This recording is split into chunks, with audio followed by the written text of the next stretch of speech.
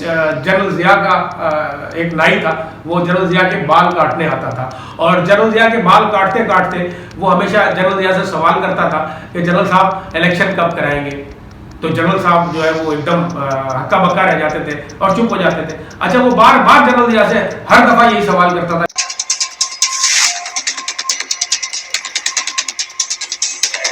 बिस्मिल्लाहिर्रहमानिर्रहीम जी, मैं इरफान जिलानी आपसे मुखातिब हूँ। आज का व्लॉग स्टार्ट करने से पहले मैं एक वीडियो क्लिप छोटा सा वो आपके साथ आपकी याददाश्त के लिए शेयर कराना चाहता हूँ। जरा ये वीडियो क्लिप बात कर रहा हूँ। क्या किसी ने ये सोचा, क्या अल्ताफ हुसैन साहब ने ये सोचा कि इन जिन बच्चों की तस्वीरें आती हैं, जिन लड़कों की तस्वीरें आती हैं, इमरान फारूक के काबाई के कातलों की, इनकी भी माँ होगी कोई इसी शहर में, इसी मुल्क में। यार क्या हो गया हमें? कहाँ चले गए हम? ये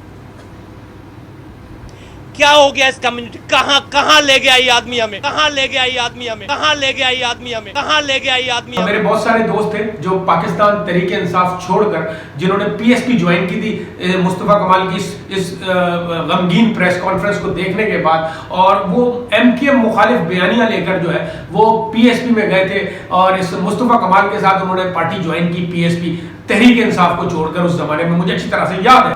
आज मेरा उन सारे दोस्तों से सवाल यह है कि अब मुस्तफा कमाल साहब एमकेएम ज्वाइन करने जा रहे हैं बाकायदा तौर पर, यानी अपनी जो पार्टी है इनकी पाक सरजमीन पार्टी या पीएसपी, ये जम करने जा रहे हैं एमकेएम के साथ, और अब मुस्तफा कमाल मुस्तकबिल में एमकेएम का हिस्सा होंगे। तो मैं उन दोस्तों से सवाल करना चाहता हूँ अपने, जो पीटीआई छोड़कर पीएसपी जिन्होंने ज्वाइन की थी, कि अब आप कहीं ये तो नहीं कहेंगे मुस्तफा कमाल से कि ये आदमी कहाँ ले आया हमें क्योंकि अब आप भी एमकेएम का हिस्सा होंगे, उसी एमकेएम का हिस्सा जिसके खिलाफ आपने सारी जिंदगी जो है वो जहाद किया, जिसके जुल्म और बर्बरियत के खिलाफ आपने सारी जिंदगी जो है वो सियासी लड़ाई लड़ी, और एक बयानिया जो है वो एमकेएम के खिलाफ सारी जिंदगी कराची में आपने बनाया। लेकिन आज मुस्तफा कमाल देख ले कि आपको उन्होंने कहां पहुंचा दिया है। तो आप यकीनन ये सवाल जरूर करेंगे कि ये आदमी कहां ले आया हमें। बात कर लेते हैं इस्लामाबाद में होने वाले इंतखाबात की। देखिए, अदालत का वाज़ेह तौर पर यह हुक्म था कि 31 दिसंबर को इंतखाबात, लोकल बॉडीज इंतखाबात जो है वो इस्लामाबाद में कराने इलेक्शन कमीशन ने। अच्छा, इलेक्शन कमीशन ने भी अदालत में ये कह दिया था कि जी हम बिल्कुल तैयार हैं इलेक्शन कराने के लिए। लेकिन कल रात एक मीटिंग होती है इंपोर्टेड हुकूमत के साथ इस इलेक्शन कमीशन की, और फिर आज जो मनाजर देखने में आए वो पाकिस्तान की तारीख रकम करने के लिए काफी है कि आज लोग जोख दर जोख पोलिंग स्टेशंस की जानिब बढ़ने लगे। पोलिंग स्टेशंस के बाद बाहर जो है वो बेइंतहा रश था, बेइंतहा लोगों का हुजूम था, लोगों का जोश और जज्बा और वलवला था। लेकिन जनाब मंजर कुछ यूं था कि पोलिंग स्टेशंस में ताले लगे हुए थे, पोलिंग स्टेशन में अमला ही मौजूद नहीं था जो लोगों को वोट कास्ट करवा सके, यानी इलेक्शन कमीशन के लोग सारे गायब थे। और इलेक्शन कमीशन ने ये हुक्म अदूली की इस्लामाबाद हाई कोर्ट के हुक्म की।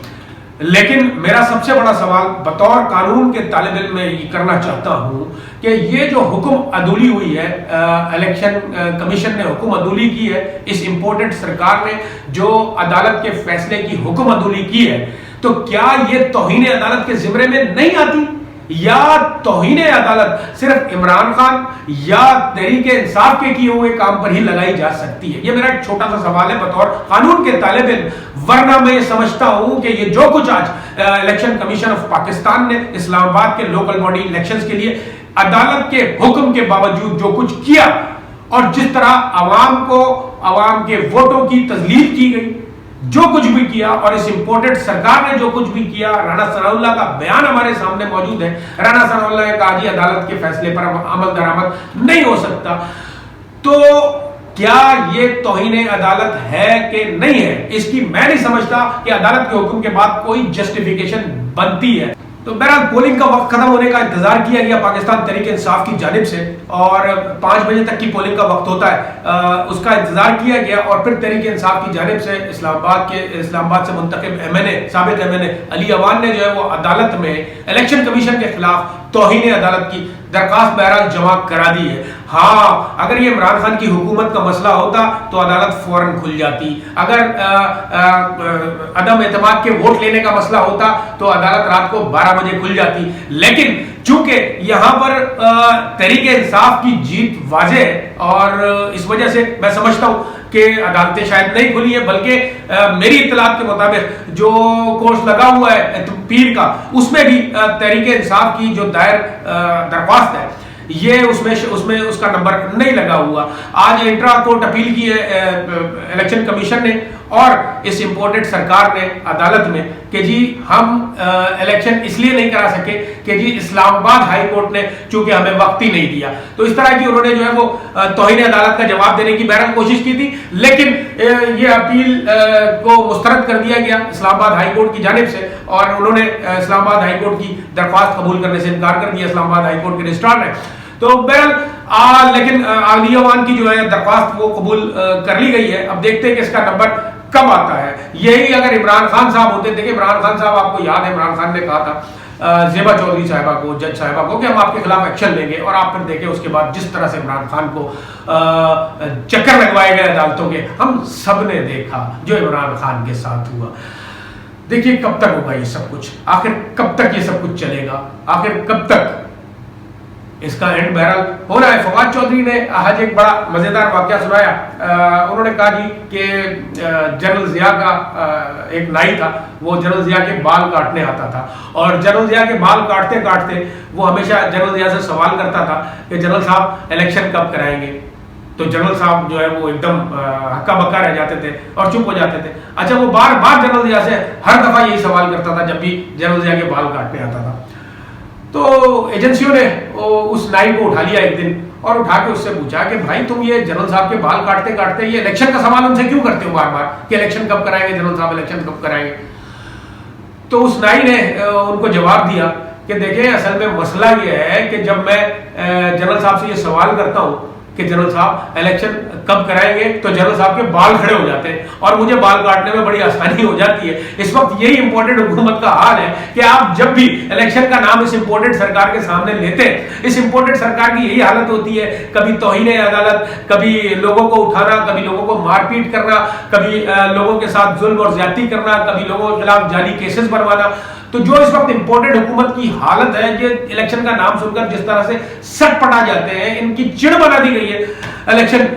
तो बहरहाल इलेक्शन तो इन्हें कराने पड़ेंगे। आज की ताज़ा उत्तर सूरत हाल जो मैंने आपके सामने रखी वो यही है कि आज फिर ये इंपोर्टेड हुकूमत इस्लामाबाद के लोकल बॉडी इलेक्शन से भाग गई है। कराची में लोकल बॉडीज का हुक्म भी जो है वो अदालत ने जारी किया हुआ है, लेकिन मेरी अपनी जाती राय है कि मेरा ख्याल है कराची में भी ये किसी सूरत लोकल बॉडी इलेक्शंस नहीं कराएंगे, क्योंकि इन्हें पता है कराची में भी वही होगा। लोग तैयार बैठे हैं बल्ले पर ठप्पा लगाने के लिए, लोग तैयार बैठे हैं अपने घरों से इमरान खान को सपोर्ट करने के लिए, निकलने के लिए। और यही वजह है, ये तीसरी दफा है जो सिंध का इलेक्शन कमीशन जिसने इंतखाबात जो है वो लोकल बॉडीज कराची के और हैदराबाद के मुलतवी किए, और अब बहरहाल देखते हैं कि आगे कराची के इंतखाबात होते हैं लोकल बॉडीज या नहीं होते हैं। पूरे मुल्क में इस वक्त मुजाहरे हो रहे हैं महंगाई के खिलाफ इमरान खान साहब की कॉल पर, और बिलखुसूस आजम सवाती साहब की गिरफ्तारी के खिलाफ पूरे मुल्क में मुजाहरे इस वक्त जारी और सारी है। उम्मीद करता हूँ कि इंशाअल्लाह ताला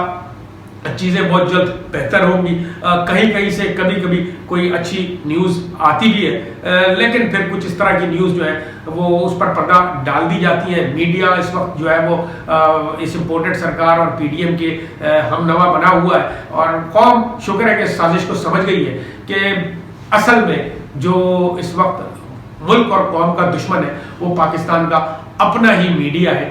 इनकी दुकानें चल रही हैं, इनकी दुकानें बंद हो जाएंगी जिस दिन इमरान खान साहब आएंगे। अरबों रुपए का फंड पाकिस्तान दिवालिया होने जा रहा है, लेकिन इनका अरबों रुपए का फंड इन्हें मीडिया को जारी किया गया है इस इंपोर्टेड सरकार की जानिब से। यही वजह है कि ये सब जितने लिफाफे साफी हैं, जितने टोकरा साफी हैं, ये सब इमरान खान साहब की मुखालफत कर रहे हैं। सबसे अच्छी बात पाकिस्तान में इस वक्त ये हुई है कि मेन स्ट्रीम मीडिया जो है वो इस वक्त लोगों ने देखना छोड़ दिया है। यही वजह है कि मेरे जैसे बहुत सारे लोगों ने YouTube पर लोगों को अवेयरनेस के लिए अपने चैनल्स बनाए हुए हैं, और आप लोग देखते हैं, सराहते हैं, और उसकी वजह से लोगों को अवेयरनेस मिलती है। और मेरा ख्याल है कि इस वक्त 50% से ज्यादा पाकिस्तान यूट्यूब पे शिफ्ट हो गया। लोग अब मेन स्ट्रीम मीडिया लोगों ने देखना छोड़ दिया। ये खुश आइन बात है। और जो प्रोग्राम इमरान खान साहब की मकबूलियत कम करने के लिए शाहजेब खानदादा साहब जियो पर करते हैं, लगातार जियो पर प्रोग्राम करते करते करते इमरान खान के खिलाफ कि इमरान खान की मकबूलियत कम की जाए, उन्हें पता ही नहीं चला कि शाहजेब खानदादा के खुद अपने प्रोग्राम की रेटिंग इतने नीचे गिर गई है कि लोगों ने अब उसके प्रोग्राम को देखना छोड़ दिया है। तो बहरहाल इंशाअल्लाह ताला हम सब पुरुमीद है कि मुल्क में एक अच्छा दौर जल्द शुरू होगा। दोबारा इमरान खान साहब पाकिस्तान के वजीर आजम बनेंगे। अल्लाहुम्मा सल्ली अला सय्यदना मौलाना मुहम्मदिन व बारिक व सल्लिम वसल्लम अलैहि। अस्सलामु अलैकुम व रहमतुल्लाह।